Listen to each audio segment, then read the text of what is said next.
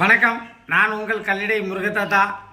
அதாவது இப்போ என்ன அப்படின்னா, சோசியல் மீடியாவில் பூரா போய்கிட்டு இருக்கு. யாரும் அந்த மகாவிஷ்ணுன்னு ஒரு ஆள் ஒரு பள்ளிக்கூடத்தில் போய் மாணவர்களுக்கு மத்தியில் பேசினாராம். அது மத சம்பந்தமாக இருக்குது, மூட நம்பிக்கை சம்பந்தமாக இருக்குது அப்படின்னு சொல்லிட்டு மாணவர்கள் பூரா கைத்தட்டி விசில் அடிச்சுக்கிட்டு தான் இருக்கான். அதில் யாரோ ஒரு வாத்தியார் எந்திரிச்சு எதிர்ப்பு தெரிவிக்கார். ஆனால் நான் என்ன சொல்கிறேன் அப்படின்னா, என்னுடைய கருத்து, அந்த ஆள் மகாவிஷ்ணுங்கிறத எவனே எனக்கு தெரியாது அவனை. ஆனால் ஒத்த வீடியோவில் நீங்கள் கைது நடவடிக்கை வரைக்கும் போய் அந்த ஆள் வீடியோவை நான் நிறைய சர்ச் பண்ணி பார்க்க வேண்டிய சூழ்நிலையே ஆகிப்போச்சு. ஏண்டா, என் கருத்தை நான் மக்கள்கிட்ட கொண்டு போகிறதுக்கு தான் நான் போராடிக்கிட்டு கிடக்கேன். அடுத்தவன் கருத்தெல்லாம் தேடி பார்க்குற அளவுக்கு ஒன் டேயில் நீங்கள் அவனை பெரிய ஆளாக ஆக்கிட்டீங்களே.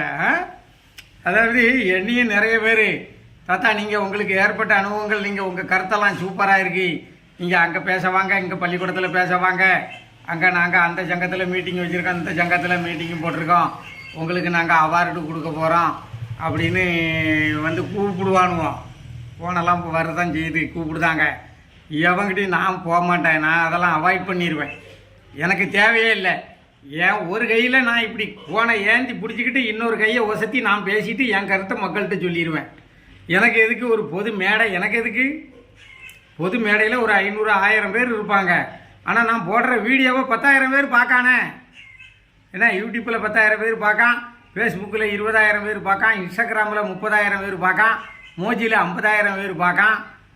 அத்தனை பேர் பார்க்குற ஒரு ஒரு என் கருத்தை நான் ஏன் ஒரு மேடையில் வந்து பேசி சர்ச்சைக்கு உள்ளாகணும்?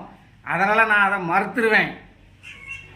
அவர் ஏதோ கருத்தை சொல்லியிருக்காரு, அவர் எந்த கருத்தையும் சொல்லிட்டு போகிறாரு. ஒரு மனிதன் இந்த கருத்தை தான் சொல்ல வேண்டும், இந்த கருத்தை சொல்லக்கூடாதுன்னு என்ன நிர்ணயம் பண்ணியிருக்கா? என்ன நீங்கள் சட்டம் என்ன சட்டம் போடுதே? அதில் நிறைய பேர் சொல்லியிருக்கான். இந்த சில லூசு பயலுவோம், அவங்களெல்லாம் நான் லூசு பயலுன்னு தான் சொல்லுவேன். முதல்ல அந்த ஆளை கூப்பிட்டது யார்? அந்த பள்ளி நிர்வாகம். அப்போ அவனே பேசாமல் இருக்கான். அப்போ அந்த பள்ளி நிர்வாகம் கூப்பிட்டுருக்கக்கூடாது. கூப்பிட்டு வச்சுக்கிட்டு ஒரு மனுஷனை பேச சொல்லிட்டு அப்புறம் அவன் கர்மான்னு சொன்னான், கர்ம வினைன்னு சொன்னான், கத்திரிக்காயின்னு சொன்னான். ஏய், எந்த வினை எதை பற்றி எவன் பேசினா என்ன? கேட்குறவனுக்கு காது எங்கே போச்சு? இது அவன் இப்படி தான் பேசியிருக்கணும். அவர் பேசுனதெல்லாம் தப்பு இல்லை, அவர் பூர்ம ஜென்ம புண்ணியம், கர்ம வினை. ஏண்டா, எந்த கத்திரிக்காவது உங்களுக்கு தெரியுமாடா? செத்தா பிணம் தூக்கி வச்சு எரிச்சிருவான். எரிக்கிற பழக்கம் உள்ளவன் எரிச்சிருவான், அடக்கம் பண்ணுற பழக்கம் உள்ளவன் அடக்கம் பண்ணிடுவான். 6-7 அடியில் புளியை தோண்டி எந்திரிக்காத அளவுக்கு மூடிடுவான். 3-4 புழு வச்சு புழுத்து செத்து போயிடுவேன். அப்புறம் அவன் அந்த கருத்தை சொன்னான், இவன் இந்த கருத்தை சொன்னான். எனக்கு அவர் பேசுனது சப்ஜெக்டுக்கே நான் போகலை. அவர் பேசுனது தப்புன்னு ஒரு பொங்கி எழுதாங்க பாருங்க. நிறைய பேர் கருத்து சொல்லிக்கிட்டு தெரியுதான். ஏண்டா, உங்களுக்கெல்லாம் என்ன சமூக சிந்தனை இருக்கு? அறிவு கட்ட மூதேவிகளா? இதுக்கு தான் எந்த பையன் எந்த மேடைக்கு கூப்பிட்டாலும் நான் போகிறதே கிடையாது. எனக்கு என் ஃபோன் இருக்குது, என் ஃபோனில் ஒரு கையில் ஃபோனை ஆன் பண்ணுவேன், ஒரு கையில் கையை நீட்டி பேசிட்டு போய்கிட்டே இருப்பேன்.